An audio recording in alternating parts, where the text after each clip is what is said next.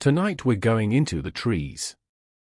Not metaphorically, into actual forests, in actual states, at actual times of year when the light fails faster than you expect and the distance between you and everything familiar gets very large, very quickly. The third story tonight involves a man who realizes, only after he's home and safe, that something had been tracking him for 3 days, and the detail that breaks him isn't what he saw in the forest. It's what he finds on his own phone. I want you to stay with me for that one. Stay with me. The Occupied Trail. I do trail maintenance for the Forest Service out of Asheville, North Carolina. October work, mostly, clearing blowdown after the early storms, marking washouts before the winter hiking season hits. It's solo work. You get used to the quiet. This was the 3rd week of October, 2 years ago. I was working a section of the Loeb Trail up near Black Balsam Knob, high elevation, exposed ridgeline, the kind of place where the wind sounds like something pushing through the trees even when the trees have mostly gone. I'd been out since 6:30. By noon I'd cleared about a mile of debris, flagged a bad erosion channel, eaten my lunch sitting on a log watching mist come in off the valley. Normal day. Then I found the campsite. It wasn't a legal site, too close to the trail, no established fire ring, just a flattened circle of grass where a tent had been. Recent. The grass was still bent. There was a stuff sack hanging from a branch, bright orange, the kind hikers use for food storage.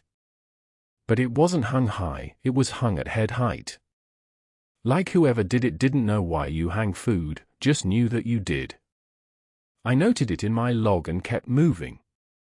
An hour later, maybe a mile further north, I found another one.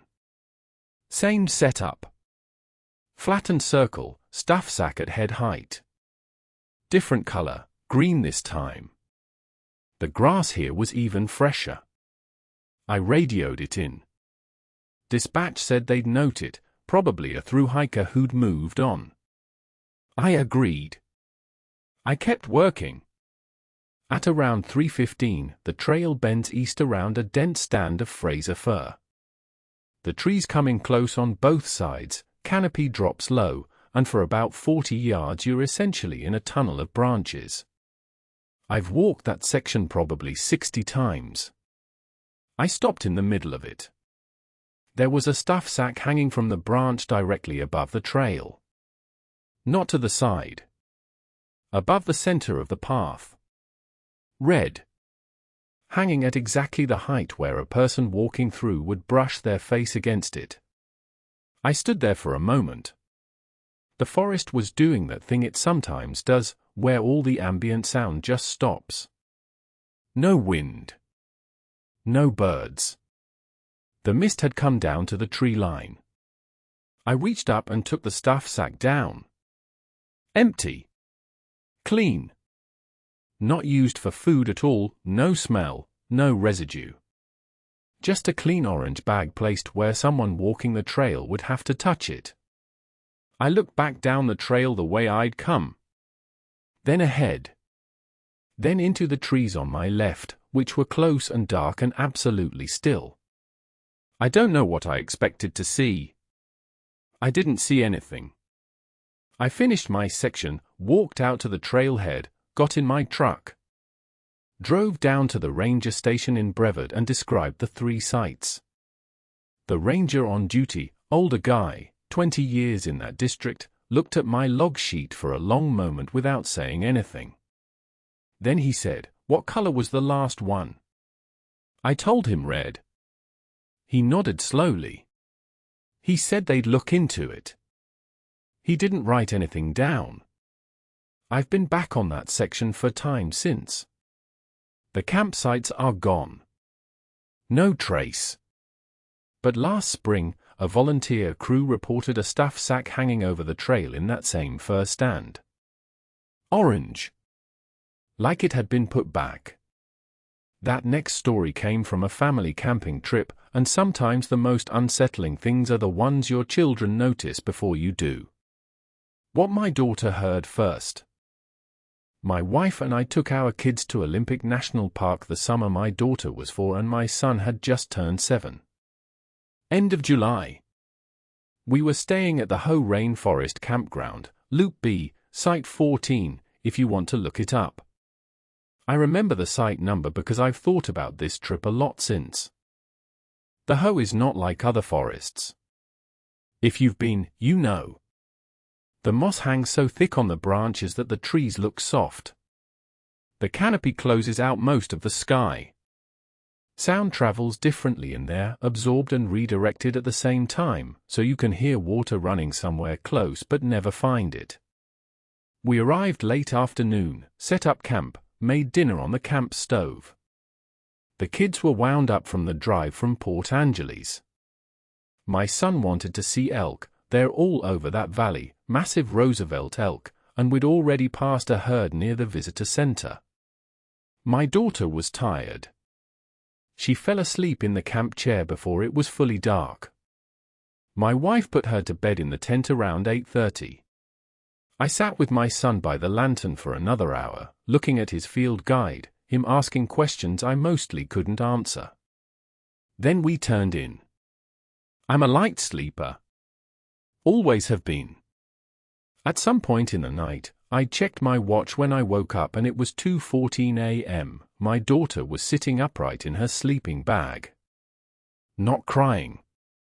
Not upset. Just sitting upright in the dark, facing the wall of the tent. I whispered her name. She didn't turn around. I said it again, reached over and touched her shoulder. She turned then, looked at me, and lay back down and went straight back to sleep. Like she'd never been awake. In the morning I asked her about it. She said she'd been listening.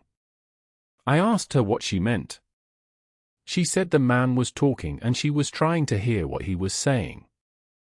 I asked her what man. She pointed at the tree line, maybe 30 feet from our tent. The one that stands there, she said. Just like that. Past tense and present tense somehow at once. My wife and I looked at each other over her head. We spent the day on the trail. It was beautiful. We saw elk. My son got a photo he still has printed in his room. Normal family trip. But that evening, before dinner, my wife walked over to the tree line where my daughter had pointed. She came back quieter than she'd left. I asked her what she found. She said scuff marks. In the moss on the root of a big Sitka spruce. Like something had been standing there. Facing our tent. We packed up that night instead of the morning. My daughter is 8 now. She doesn't remember any of it. Last month she asked me if we could go back to the forest with the soft trees. I told her maybe next summer. I don't know why I said that. The last story is the one I want you to stay with, because the fear doesn't start in the forest. 3 days behind me. I do solo backpacking trips every fall. Have for 15 years. I'm methodical about it. Permit applications, itinerary left with 2 people, satellite communicator on my hip. I'm not reckless. I want you to understand that before I tell you the rest. September, 3 years ago.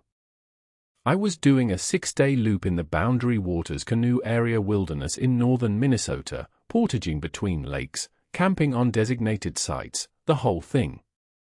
No trails for most of it. Just water and portage routes and the BWCA map I knew well enough to read in the dark. Day 1 and 2 were perfect.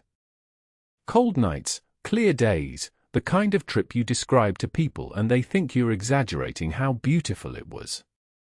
Day 3, I was paddling across a mid-sized lake, Knife Lake if you know the area, when I pulled over to check my bearing. I took out my phone to look at the offline map I downloaded. No signal out there, but the GPS still works. I had photos from the trip. I'd been taking pictures of the scenery, the campsites, the water at different times of day. Normal trip documentation. I scrolled back through them. In the photo I'd taken of my campsite on the morning of day 2, tent in the foreground, tree line behind, there was a figure standing at the edge of the trees. Not close.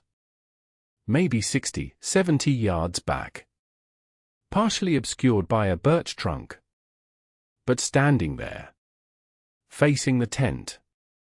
I zoomed in until the image broke apart into pixels. I told myself it was a tree. A stump. Shadows. I put the phone away and kept paddling. I made camp that night on an island site. Islands feel safer, I don't know why, the water between you and whatever is on the shore. I took photos as usual. Cooked dinner. Slept badly. Day 4, I checked the photos again. Morning of day 3, the camp I'd just left that morning, same thing. Tree line. Figure. Same distance. Same posture. I contacted my satellite communicator. Sent a pre-programmed message to my emergency contact that said, "I'm fine." Changing route. Home Thursday, not Friday. I changed my route. Cut east, shorter portages, less remote. I moved faster than I needed to, and I knew I was moving faster than I needed to, and I did it anyway. I got to the takeout point in 2 days instead of 3. When I got home I went through every photo from the trip. The figure appeared at the tree line in the background of 11 photos taken at 7 different campsites across 3 days. Same position. Same distance. Always at the edge of the trees. Always, and this is the part one keep coming back to, always between me and the direction I had come from. Never ahead of me. Only ever where I'd already been. I've had the photos looked at by 2 people. One said it was pareidolia, the brain finding human shapes in random visual data. The other didn't say anything for a while. Then he said he thought it was probably the same person in each one. I asked him why he thought that. He zoomed in on one. Then another. Then he handed me the phone. In each photo, each of the 11, the figure's right arm is slightly raised. Not waving. Just raised. Like it had been in the middle of doing something when I pressed the button. 3 people. 3 forests. 3 things that didn't fully explain themselves.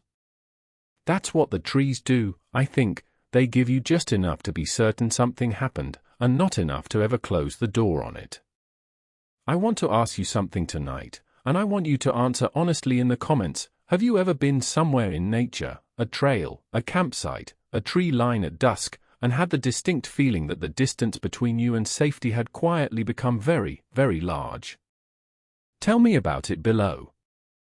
New stories arrive here every day. Subscribe if you want them. And maybe, tonight, leave the photos from your last camping trip unexamined. Just for now.